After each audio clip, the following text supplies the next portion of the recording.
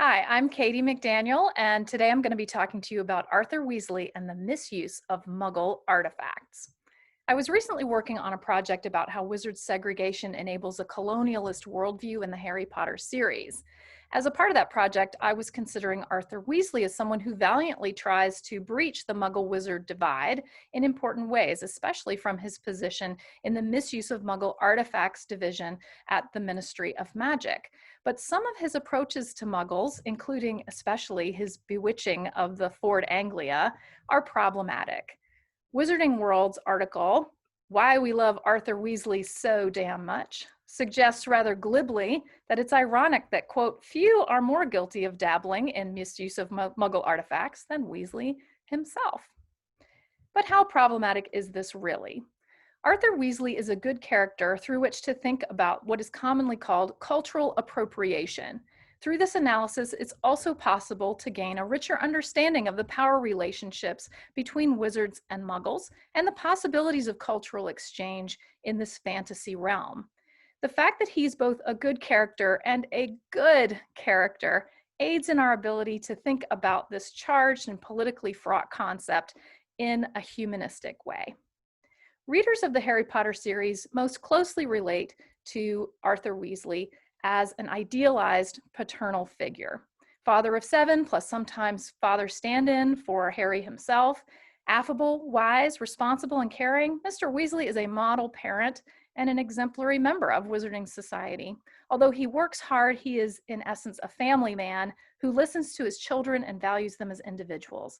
Asked about characters she meant to kill off but didn't, J.K. Rowling mentioned that Mr. Weasley was supposed to die in book 5, but she didn't have the heart ultimately to go through with it, acknowledging that Arthur Weasley is arguably, quote, the only good father in the whole series, end quote. He also plays an important political role in the series. Mr. Weasley's rejection of pureblood ideology cues readers to not only the possibility, but also the ideal that wizards need not and should not embrace the separatist, racist ideas of Salazar Slytherin, Voldemort, or the Death Eaters. Arthur Weasley's fascination with Muggles reveals an enthusiastic acceptance of the marginalized other in Wizarding Society. Muggleborns and so-called half-bloods in particular, but also Muggles themselves. His government office in the Misuse of Muggle Artifacts Department and his own piece of legislation, the Muggle Protection Act, put him in the position to defend Muggles against magical mischief, some of which can be deadly. He champions Muggle protections even though it is a political and career dead end for him, and even though it is perhaps responsible for the relative impoverishment of his family. Readers often see Mr. Weasley fatigued after a long day of protecting Muggles from bewitched objects. In fact, that's how we first meet Mr. Weasley in book 2. But we actually meet Mr. Weasley's flying Ford Anglia first. Fred, George, and Ron use the car to literally break Harry out of what has become a Muggle prison at number 4 Privet Drive. And so we see the car and its drivers as heroes, albeit mischievous ones. We hear about Mr. Weasley before we actually meet him. On the drive, or rather flight to the Burrow, the Weasley boys explain their father's job at the Ministry. Ron explains, it's all to do with bewitching things that are Muggle-made, you know, in case they end up back in a Muggle shop or house. Last year, some old witch died and her tea set was sold to an antique shop.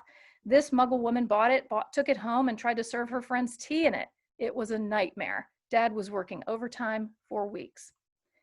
Mr. Weasley and the one other person in his department frantically intervene with, quote, memory charms and all sorts of stuff to cover it up, end quote. Harry immediately sees that Mr. Weasley's bewitching of the car seems contradictory, and Fred laughs. Yeah, Dad's crazy about everything to do with Muggles. Our shed's full of Muggle stuff. He takes it apart, puts spells on it, puts it back together again. If he raided our house, he'd have to put himself under arrest. It drives Mom mad. Mrs. Weasley is certainly angry at her sons for flying the car. You could have died. You could have been seen. You could have lost your father his job, she rages. Death, wizard visibility to Muggles, unemployment. The dangers in that order.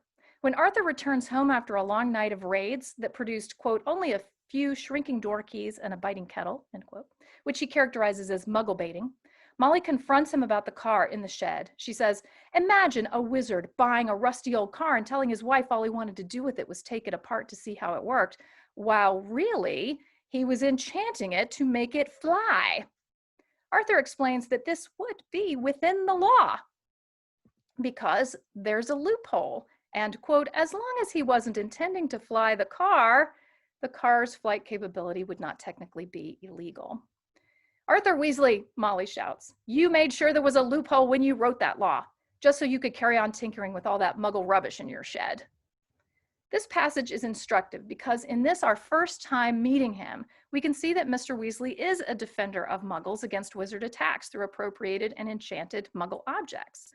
But he's also interested in Muggle objects, how they work without magic, and in enchanting Muggle objects himself to enhance them.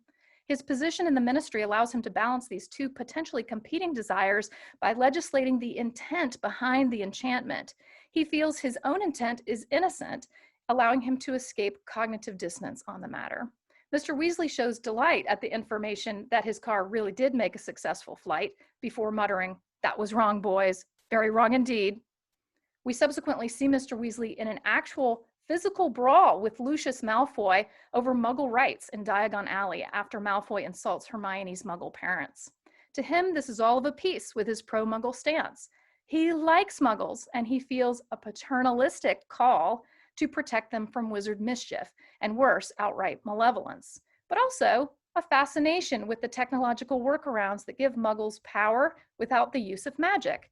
Muggle technology, in his view, might even aid wizard society if magic were added judiciously to it. For example, to make the car fly, to expand the capacity of the car's trunk, and allow it to become invisible. Not a word to Molly, he tells Harry. However, Mr. Weasley's eagerness to understand Muggles sometimes comes across as embarrassing or impolite. When he meets Hermione's parents for the first time, his reaction is a bit much. He exclaims, "But you're Muggles! We must have a drink. What's that you've got there? Oh, you're changing Muggle money? Molly, look!" Mrs. Weasley in particular seems embarrassed by such effusive displays. Arthur seems to misunderstand many aspects of Muggle society and technology. For example, eccentricity and his fascination with plugs, as well as escapadors and subway turnstiles, among many others. He might, with a little more research, comprehend these at a deeper level. Why hasn't he ever pursued Muggle studies more seriously or troubled himself to learn, say, electrical engineering? Why doesn't he have Muggle friends or even friends who straddle the two worlds as we know some witches and wizards do? Some of this is played for laughs with us Muggle readers in the time-honored tradition of showing how someone outside one's culture might interpret or misinterpret certain aspects of it. We're being shown our culture from the outside. There is something delightful about this adult who makes such obvious mistakes about our Muggle world and yet shows such appreciation of it at the same time. Things like electrical plugs that seem mundane to us are given a new shine. And if you think about it, plugs are actually kind of amazing. More importantly, this situation illustrates some of the problems in the wizard-Muggle divide, in that a lot of Mr. Weasley's misunderstandings come from Wizarding World taboos against interacting with Muggles or revealing the magical world to them. The fusion of Muggle technology with magic can be very dangerous for wizards and Muggles alike. But bear in mind Molly Weasley's second greatest fear when her sons flew the flying Ford Anglia, right after the fear that they might have died, was that they might have been seen. The International Statute of Secrecy, which enforces segregation between the two communities, plays a significant role in making each group foreign to the other and limiting cultural exchanges between them. As a member of the Sacred 28 Wizard pureblood families, although reluctant ones who scorn the ideology itself, the Weasleys seem more insulated from the Muggle world than perhaps other families might be. Mr. Weasley's interests focus on Muggle technology, how we get around our lack of magic to make life easier and more enjoyable for ourselves. Technology is therefore, as a supposed substitute for magical lack, at the center of wizard-Muggle differences. In the Wizarding World essay on technology, Rowling explains that there are indeed wizard legal and cultural prohibitions against using Muggle technologies. The essay points out first that magical people have little need for Muggle technology unless they engage with it, quote, out of a slightly condescending curiosity, end quote. The Ministry of Magic halted an attempt to create a Wizard Broadcasting Corporation television channel as almost certainly leading to violations of the International Statute of Secrecy. There are cultural restraints on wizards using Muggle technology as well. Rowling explains, quote, "To fill one's house with tumble dryers and telephones would be seen as an admission of magical inadequacy," end quote. One key exception was the adoption of a train to transport students to Hogwarts. But in the essay on the Hogwarts Express, we learned that this fusion of magic with Muggle technology was incredibly controversial when it was introduced, particularly among pureblood families who declared it unsafe, insanitary, and demeaning. Wizards appear, however, to quite generally like Muggle transportation, with a particular, quote, childlike passion, quote, for cars, even among pureblood ideologues, quote, who claim never to touch a Muggle artifact and yet are discovered to have a flying Rolls Royce in the garage, end quote. So Mr. Weasley is at least not alone. Let's look a little more deeply at the problem of Arthur's Ford Anglia, which after all does get him into big trouble at work and Harry and Ron nearly expelled from school. What is the real objection to his enchantment of this Muggle artifact? Is his bewitching of a Muggle car an act of cultural appropriation? In terms of the objections, for wizards, I think the issue is one of safety and concealment. Arthur's souped-up car works pretty well, especially for a very long flight from King's Cross to Hogwarts. But it does flag, and this creates a dangerous situation in which Ron and Harry's safety are in danger. Another danger may be exactly what Arthur had warned Jenny about and reinforced at the end of the Chamber of Secrets, that this object appears to have developed a mind of its own. Mr. Weasley says, "Never trust anything that can think for itself if you can't see where it keeps its brain." The car unceremoniously spits out Ron and Harry after its assault from the Whomping Willow and trundles off to life in the wilderness. Then at the end of the book, it rides to their rescue in the Forbidden Forest when Aragog's children are about to eat them. We get the sense that over the school year, the Ford Anglia has gotten to know the forest, and it has independent agency revealed in its mimicking of the heroic rescue that started off book 2, now under its own initiative. But as Molly indicated, safety is just the first priority. The International Statute of Secrecy, which enforces wizard segregation and concealment, is also put at risk. Snape explains to the boys in a hiss, "You were seen," and shows them the headline, "Flying Ford Anglia Mystifies Muggles." This threat to wizard-muggle separation is likely why Arthur gets in trouble at work. I think it's safe to say that the Ministry of Magic is not bothered by the prospect that Arthur Weasley's enchantment of the car is an offensive act of cultural appropriation. Rather, they're worried about wizard-muggle segregation. But should we be concerned about this? We live in an era in which accusations of cultural appropriation abound, as do justifications for such cultural borrowing. As one columnist warned, no matter your opinion on cultural appropriation, you can be certain that many people think you are wrong. Not all the accusations or justifications are equally valid. A large part of the problem has to do with nuance, determining where and when cultural borrowing does harm, and understanding cultural fluidity. Let's wade into the fray. Some definitions at the outset might help. One term worth bringing up is cultural exchange or cultural engagement, which is typically characterized as benign interchange of cultural practices or artifacts. No culture stays static or insular, thus cultural exchange is part of a normal cultural development, and all cultures reflect exchanges from a variety of other cultural contacts that transform them across time and place. Although Mr. Weasley is, I think, interested in cultural exchanges, I don't think what Mr. Weasley does with the Ford Anglia fits entirely comfortably under this general and positive umbrella term. So let's keep going. Cultural appropriation is itself such a broad term that some have suggested using more precise alternatives like cultural misappropriation, since some cultural appropriation may be seen as neutral or even beneficial. Some have considered abandoning cultural appropriation as a term altogether. The concept came out of art theory, notably Kenneth Coates Smith, who wrote a pivotal essay on the topic in 1974. Examinations like Coates Smith's of what he then called cultural colonialism referred primarily to the theft of valuable cultural artistic objects, for example, the so-called Elgin marbles, or artistic styles like the European modernist use of African art. This cultural theft colonially subsumed these works and made them quite problematically Western.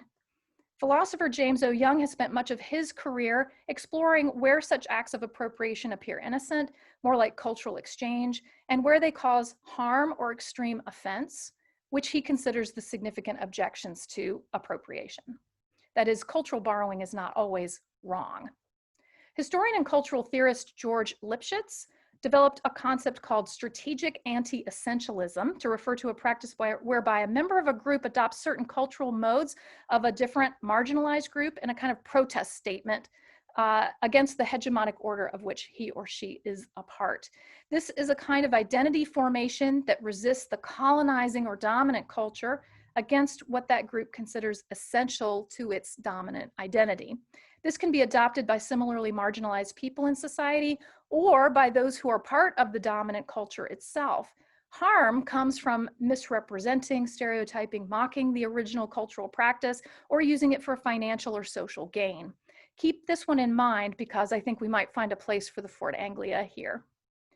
All of these concepts contribute to current definitions of cultural appropriation, and I found a recent one that I think reflects a lot of this complexity and is good to think with in an article called "What is the Wrong of Cultural Appropriation?" by Patty Tamara Leonard and Peter Ballant in the journal Ethnicities from just this year. And here's their definition. Cultural appropriation can be defined as the taking of a valuable yet reusable or non-exhaustible aspect of another individual's culture, usually a symbol or practice, for one's own use, where the taker knows what she's doing, or reasonably should know, and where the context of this taking is contested. In other words, in order for an act to be cultural appropriation, it must meet 4 conditions: a taking condition, a value condition, a knowledge or culpable ignorance condition, and a contested context condition. So they add also 2 amplifiers or complicating factors that influence the objectionable nature of the cultural appropriation: power inequalities and profit. So let's see if Arthur Weasley's enchantment of the Ford Anglia fits this definition. Has Arthur Weasley taken the car from Muggles? It is certainly in his possession, but he appears to have bought it in a normal commercial transaction. Merging the car's Muggle technology with magical enhancements could be considered a kind of taking, or at least adopting, of the Muggle car. Let's say a qualified yes to that one. Does this situation meet the value condition? Cars are a very important cultural artifact in modern society, particularly in the West, and thus at the center of our Muggle culture. From the Wizarding World vantage point, Rowling's technology essay tells us that the Muggle car is especially envied by wizards who lack a corollary, despite their magical abilities. So I think there's a clear yes to the value condition.